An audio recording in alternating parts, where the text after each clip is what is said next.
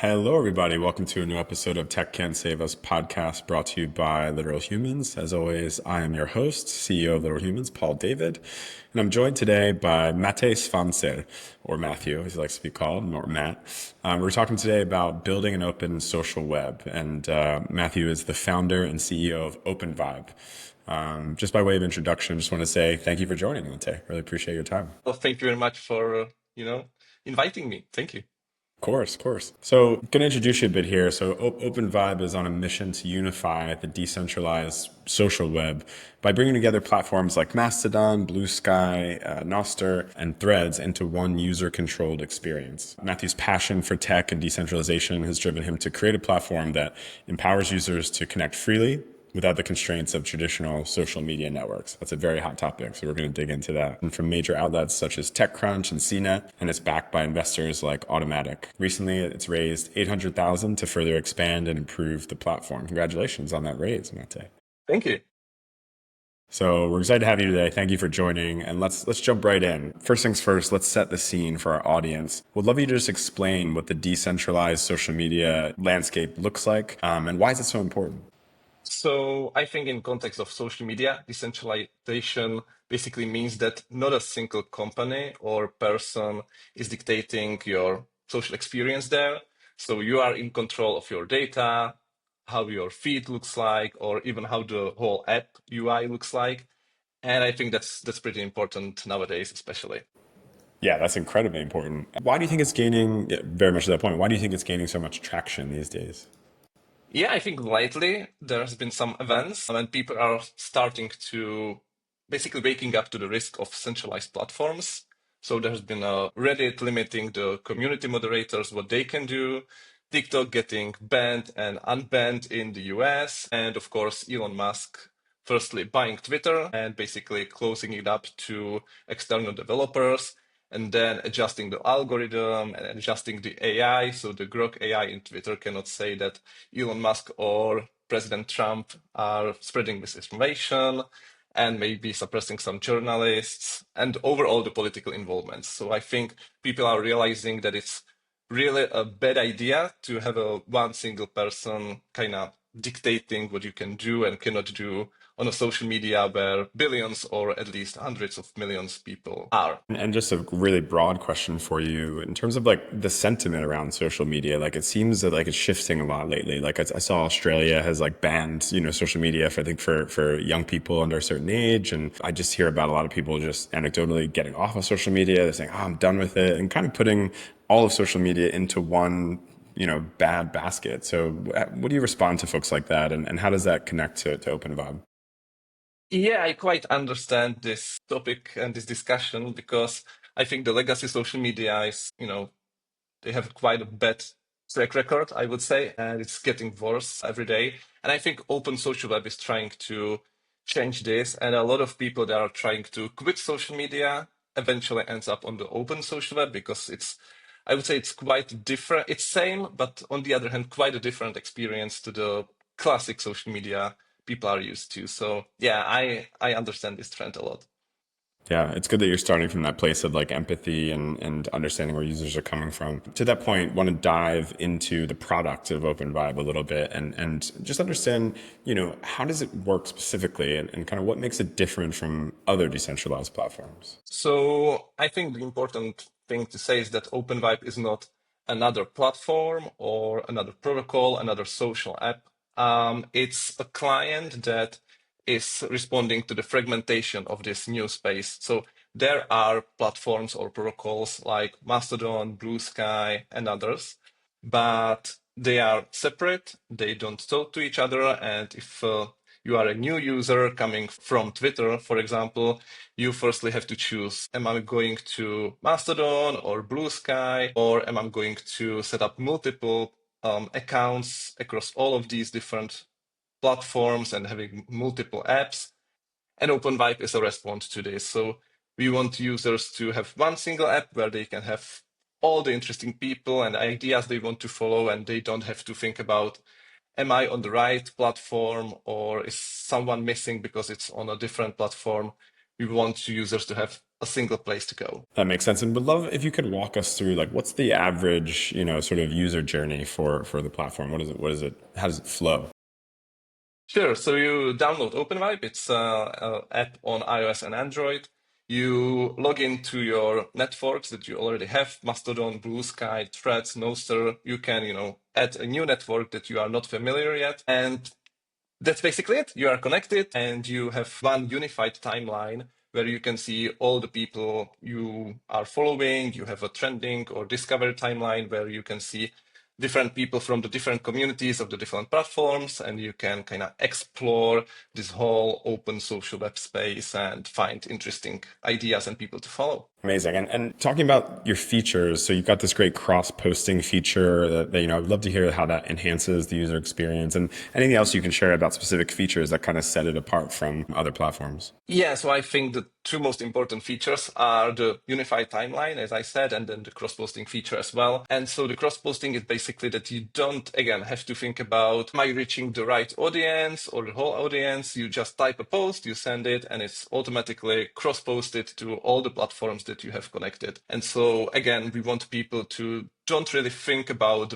specific platforms or technical things. That's all in the background, and that's the all ethos of the app. You just use it. Usually, you just use it as you are used to with other socials. And it's the whole open social app. There are multiple platforms on the background, but you don't just have to think about it. I'd be curious, like, what were your conversations with, the existing social media platforms that you're working with? I assume there's some sort of integration that needed to happen. How did you convince them to, take part in this aggregation? Yeah, that's basically the cool thing about it, that we are connecting the open social web. And so we don't have to ask for permission. That's the great idea here. That's the open social web is kind of similar to email. And so you can build an email client without going to Gmail and iCloud and asking them, hey, can I build an email client? Because it just runs on the open protocol. And that's similar to the open social web projects. We are building on a foundation that's open, and we know that there is not a one guy that can stop it. And again, that's back to the decentralization and the whole ethos of this open social web. Yeah, that's an important point because I think maybe a lot of users don't understand, the difference between the open social web and those that are closed, as you mentioned in your intro, and just like distinguishing those two. So thanks for clarifying that. Relatedly, you just raised a bunch of money. Hopefully, good luck, good job with that. It's a really hard funding environment to raise, and you've got some big funders on your roster. Automatic, that's a really big one, obviously. I want to talk about your growth strategy. What is it? How are you going to get more users in a decentralized space, especially after that recent funding round? Yeah, so OpenVibe, it's still early days for the app. And so right now we have some big open social platforms integrated, but we want to integrate more projects. So that's something we are working on. And then we want to really focus on the user experience. We don't have any advertisers. We don't have to, think about any other specific groups. We only have our users. And so what we are thinking about is how to streamline the onboarding process for people that are not in the open social ecosystem yet. So they are maybe coming from Twitter or Facebook or any other places, to basically have them experience this space as easily as possible. And then also improving on how users can explore new type of content. So having algorithms are controversial, but we think we can build a great algorithms that can be customizable. So users can say, hey, today I want to see more sports topic or more political content, or today is a special event that I want to hear more about. And we can adjust these algorithms based on the user feedback, again, giving more power to the users themselves. Nice. And have you set any growth goals for, the rest of the year in terms of like new users or engaging existing users, anything like that? Well, right now we have about 8,000 downloads, and we have like 30,000 active users. And we would definitely like, of course, to raise this number. And at the end of the year, we would like to be in the hundreds of thousands of active users. Amazing. So would you say that's your biggest growth challenge right now is just getting active users? Well, I think the good thing is that the whole open social space is growing, and we are growing with it. But we think we can accelerate even like beyond the growth of the open social web itself, because we are kind of unique in combining this whole space. And I think we are doing a great job here, but we can do much better. And that's where we are focusing now. And talk to me about that. I mean, we're a growth agency. We work with a lot of, tech for good, tech brands that are trying to educate users to get them to understand their products and, onboard into their products. Do you have a lot of education you have to do to, educate users about decentralized, social networks, or is it pretty easy? Do they get it? They're easy to onboard?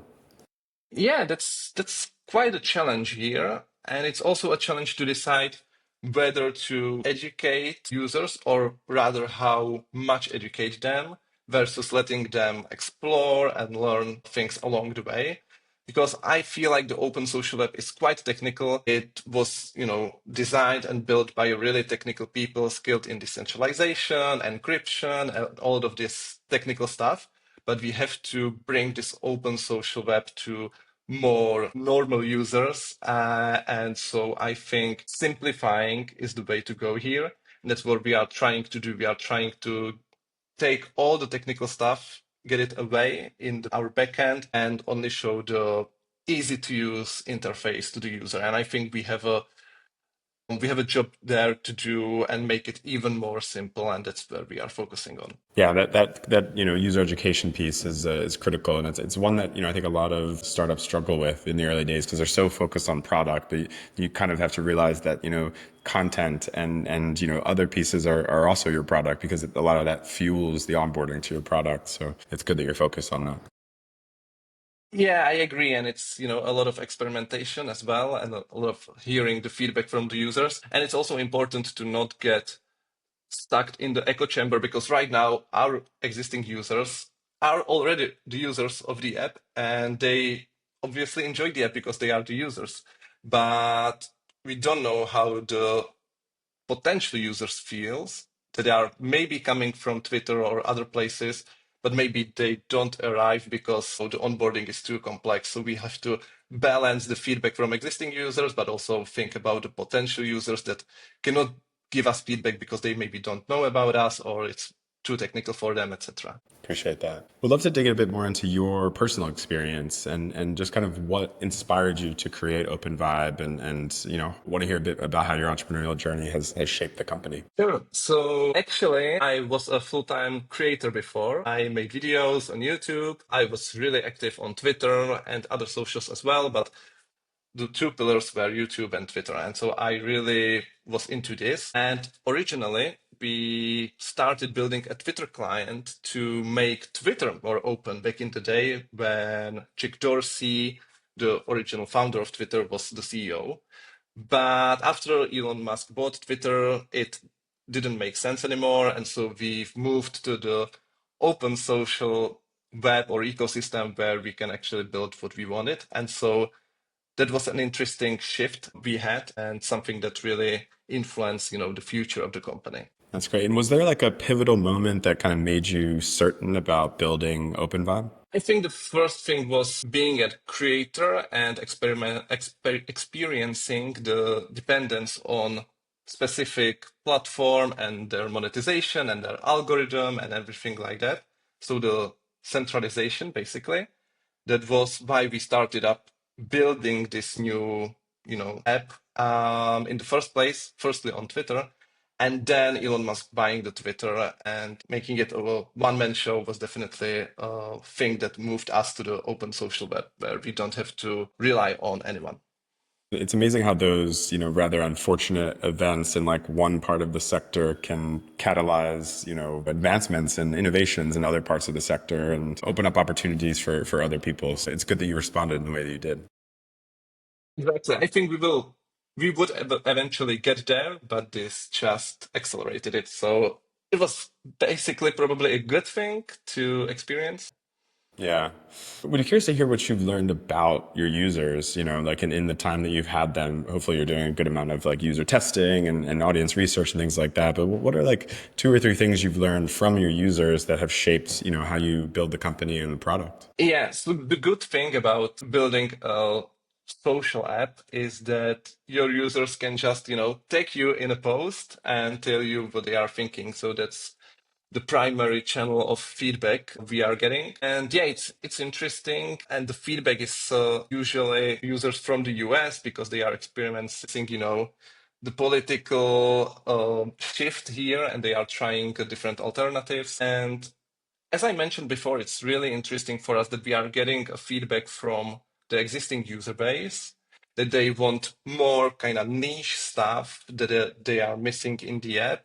But on the other hand, we know that we are building something pretty unique and that we have to think a bit outside of the box, maybe something that the user base don't think about yet.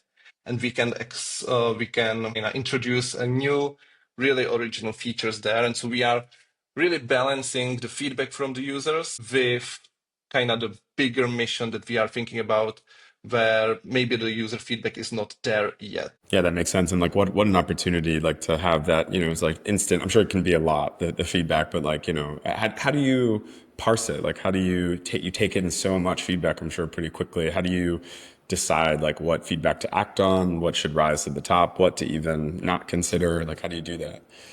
Yeah, it's pretty hard because, as you said, we are getting like, I would say, hundreds of feedbacks a week, definitely. And so, yeah, separating what we have to do, what we want to do in the future, and maybe something we will not do in the foreseeable future is quite hard. And we struggled with this at the beginning, especially because we were not used to this. But now, yeah, we are trying to balance, and we know that we have certain amount of time for building features that the current user base wants. And we are prioritizing based on how many users wants this specific feature, how much feedback we've got on this, versus building kind of new things that are not even being discussed in the community yet. So yeah, we have to balance this, especially as a small team, as a startup.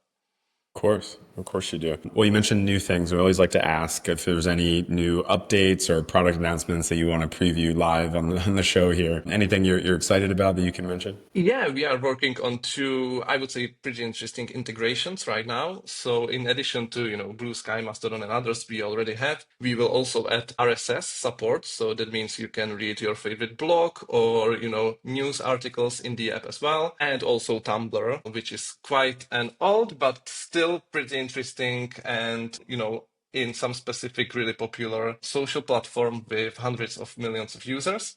And so Tumblr will be in OpenVibe pretty soon as well, and we are quite excited about it. That's exciting. Cool. Well, thank you for previewing those on the show. Really appreciate it. We'd love to take us into the quick fire questions. So these are your short, snappy answers, whatever comes into your gut. And it gives our audience a chance to know a little bit more about you as an individual. So first things first, I know you're busy with OpenVibe, but if you could found another tech startup, what would it be and why? Probably biotech, because I would love to help people, live better lives. But I have like zero experience or education in this field, so it would probably never happen. But it's a super interesting, area. Yeah, thank you. I always say climate tech is mine, obviously, because the scale of the problem. But yeah, hopefully you'll see me in climate tech one day, even though I know nothing about climate science, obviously. So, what tech invention makes you the most excited right now? Well, right now, it's obvious, but probably AI, it's the biggest right now. And I'm a little bit concerned about it, but I'm also optimistic that it could help. Probably like, especially biotech, climate, and these other areas, I think it would be interesting. Cool. You might have answered the next question, but is AI the tech that you're most concerned about, or is there something else? Tech related, yeah. I would say overall, I'm concerned about like concentration of power in, AI, broadly in tech, in politics. I would say it goes hand in hand here. Yeah, definitely. Who's a literal human who's been integral to your career journey? Somebody you want to shout out? Mm, Yeah, probably my parents, because I was trying to build something from a really young age. I was experimenting with different ideas, and they were letting me experiment and fail and succeed. And it was really important, I think, for the future of me. Yeah, it's always great to hear stories about parents who supported your entrepreneurship and your learning. So thanks for sharing that. And what's one inspirational quote that stuck with you throughout your journey in tech? Probably that tech should like empower people and not trap them. And that's, I think, the fundamental of the internet, like being an open ethos where anyone can do and build basically anything. And I think social media got off track here, and we are trying to put it back into people's hands. Yeah, there's been talk about, the, I don't know if you heard about this phrase, but the in-shitification of social Yeah. media. What's your take on that? Yeah, you must have a good take on that. Yeah, I think like that the social media is closed. I think that's the part of the problem. And because the social media is closed and you are dependent, you have all the friends in this one app and you basically cannot leave it because you will lost all those connections. That's why the big platforms can do what they are doing. And I think if they were open and there will be more competition and you can leave easily and take your community with you, you will get much better products as a user because competition is always good in these areas. Absolutely. One important thing that I forgot to ask you about, which is moderation. So, like, how do you all think about moderation? You're decentralized, you're open, but I know it's a big debate in the social media space. Yeah, it's a really difficult topic. And fortunately, we don't really have to solve it ourselves because we are aggregating those different projects and they can decide what is the best approach for them and for their users. And again, that goes for the decentralization that, everyone has to solve each piece of the social experience. And so here in the open social web, you can join the platform or even like sub servers of the platform that kind of works for you in terms of what is good for you in moderation, what you want to tolerate, what you don't want to tolerate. So I think it's best to have one rule for everyone. And I think here in open social web, you can choose what fits you best. And that's great in my opinion. That's great. Thank you for that. Well, this has been a fantastic conversation, Matej. I really appreciate it. And, it's great to hear that Open Web is, shaping the future of decentralized social media and giving users a bit more control and freedom than ever before. Hopefully that's the future of social media. And for our audience, if you're curious to learn more about Openvibe, its vision and its strategy, what they're doing, and get on the platform yourself, you can check it out at openvibe.social. And anywhere else you'd like folks to check you out on the interwebs, Matej? Yeah, thank you very much. Yeah, openvibe.social would be probably the best start. Yeah, as you mentioned, there are also some articles on TechCrunch and others if you want to read them. And then just, hang out with us on BlueSky, Mastodon, and all the other networks that we support. Nice. Very cool. Well, really appreciate your time today, Matej. I know you're busy building a startup and raising money and all the things that we ask founders to do these days. But yeah, it's been great to share your journey with our listeners and to share a bit more about what you're doing to build the future of decentralized social media. So really appreciate that. Thank you again. Yeah, well, thank you very much for the invitation. And yeah, I'm looking forward how we can help shape the future. Yeah, thank you. And for our listeners, thanks for tuning in. As always, please leave a review if you've enjoyed the episode. It really helps us bring amazing guests like Matej onto the show. So thank you so much, Matej. Appreciate it. Thank you.